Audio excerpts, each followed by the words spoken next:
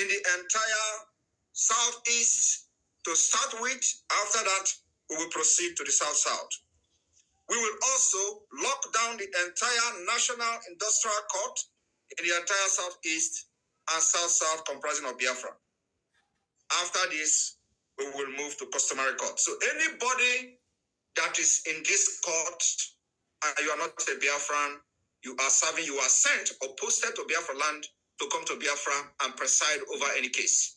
Believe me, after the time that we are going to be voted for today, after that time elapses, your security will not be guaranteed.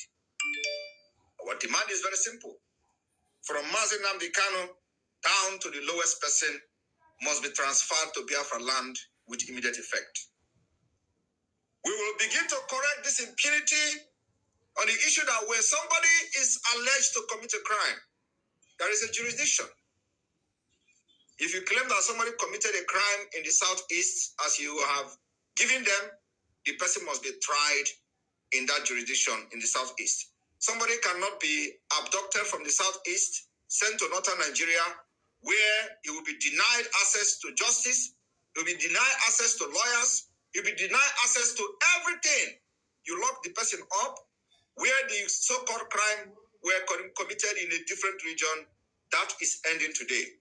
The Biafra government will be voting on this particular issue I've mentioned. So, my fellow cabinet members, as a government, it is a priority for us to protect the interests of our people, to give them justice, fairness, equity, which Nigeria government have denied them.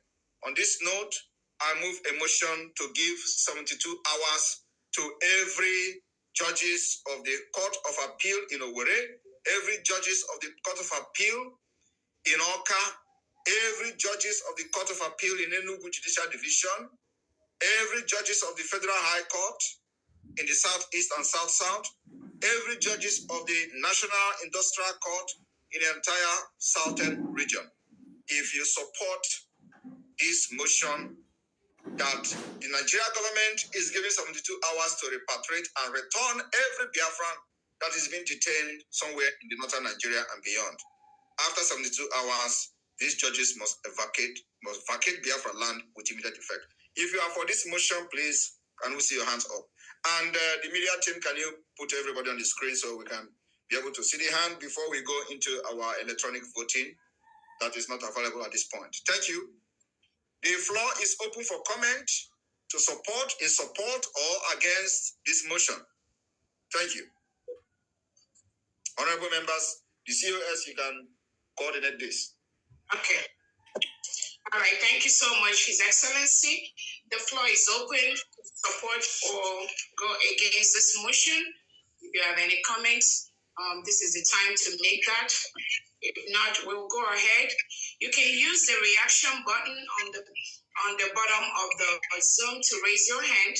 And Adinam, you can go ahead and do the counting and then do the reporting for Adinam. If you're available, please. Yeah, yes, ma'am. Thank you. You can go ahead and do the counting and do the reporting.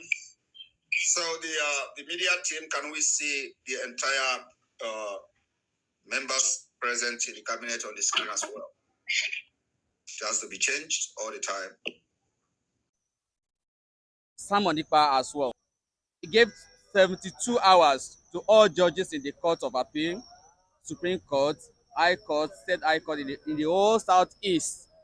If Nnamdi Kanu did not return to the Southeast for judgment, the entire judges in the Southeast should vacate Southeast within 72 hours. What is your reaction? If there's no action, there will be no reaction.